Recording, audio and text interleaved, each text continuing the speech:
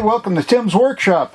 Out here in our new RV, or newer, the people that we bought it from, they lived in it full time while they were building the house. The converter was well used, as well as the fireplace and stuff like that. More than recreational RVing. So, needless to say, the converter was no good, okay? We bought it because converters don't cost that much. So we got another converter, basically the same model, same 55 amp power converter. Basically all this thing is a battery charger. Fan on it to cool the board, and it has two 35 amp fuses on it, and it has your positive and negative outlet. So the way converters work is you plug it in your 110 power, right? And it'll convert it from 110 to your battery power, which is 12.5 volts. Actually, if it's charging, it'll be around 13.5, something like that. Okay? So it'll keep your batteries on your RV topped off. You know, it'll give it a trickle charge. And this particular model, when the batteries are charged, it shuts off. So what I'm going to do is I'm going to put the camera down here. I already took the old one out. We're going to put this one in, hook it up. I'm going to show you how to hook it up. So first thing you want to make sure is your 110's not hooked up. It's actually, for this particular trailer, it's a 50 amp trailer input there from your RV parks and stuff like that. But I have an adapter that converts it down from 50 amp down to, you know, your 15 amp house cord. Okay, so that's the way I hook it up here, because I'm not running everything in the trailer. I'm just running to charge the batteries and stuff like that. So it's no big deal. You just don't want your extension cord to get hot, you know, and you don't want to run AC or anything like that, or your refrigerator and stuff like that.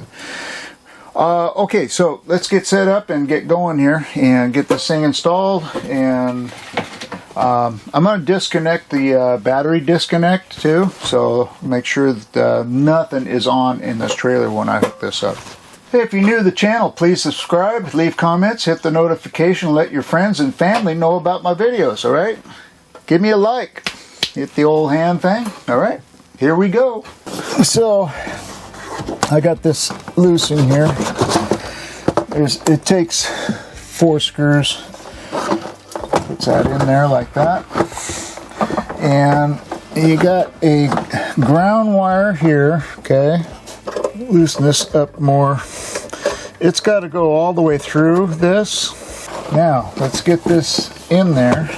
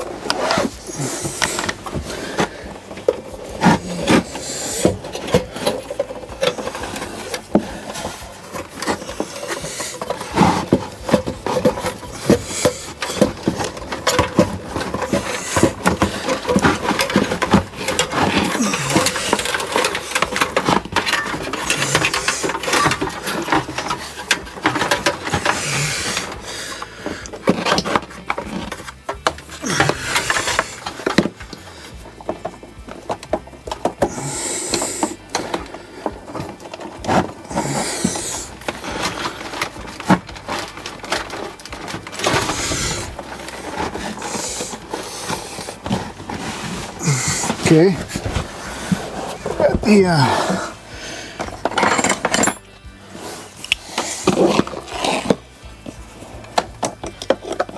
okay, so there's a bar, not on the front, but there's a bar right behind it that takes the ground cables.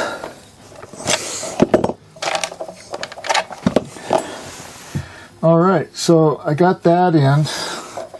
Then this one here goes right there, okay?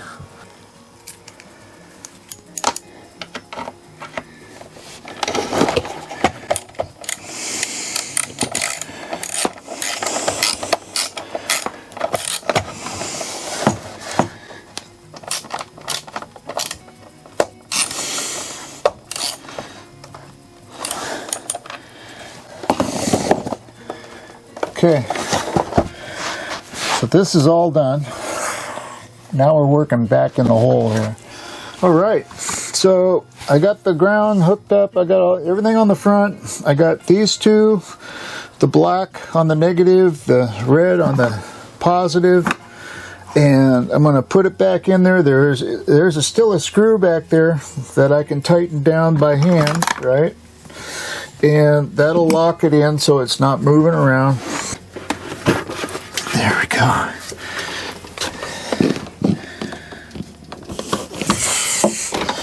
Now if I can tighten that down. So let's see.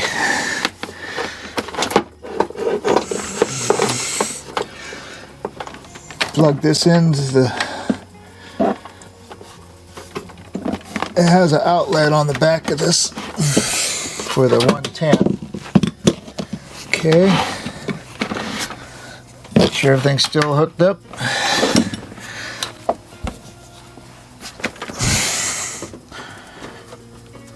Yep. Okay.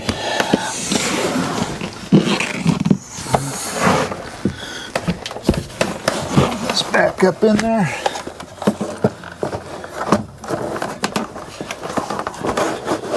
There we go.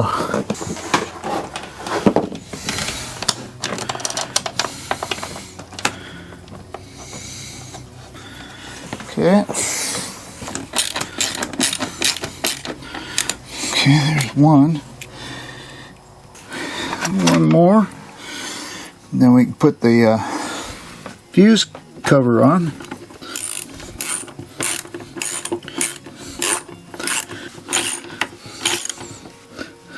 Okay.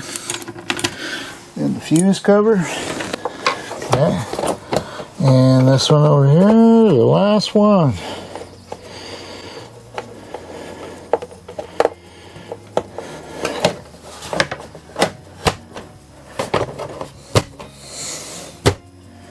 There we go.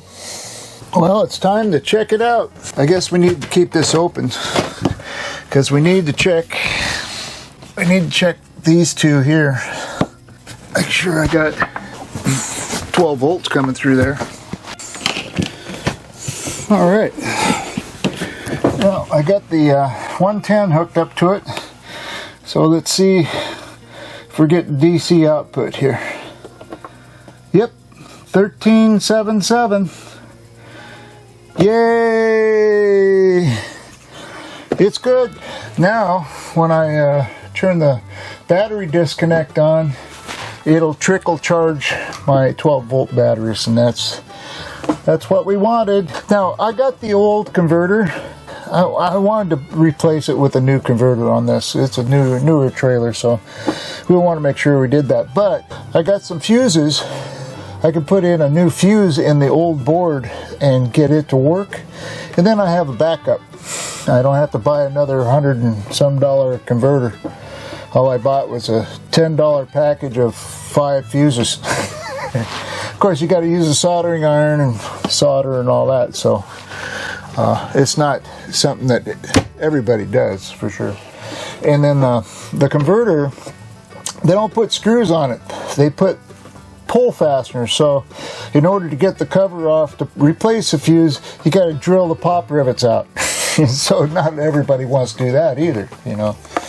So there you go. Either buy it, have it put in, or you can buy it and put a new one in, or you can take the old one out and put a new fuse in it by soldering in the new one. So it's up to the owner on what they want to do. So that's how you replace an RV converter. If you like, tell your friends about it. There's other videos on this too, but every RV is different. So this is how this RV, and it's a pain to replace that converter. It's not easy because of where it's at. It's easy to hook up, but it's hard to take out and put another one in. You got all that wiring in the way, so I wish I had like an access door on the other side. That would really make it easy. So until next time, we'll see ya.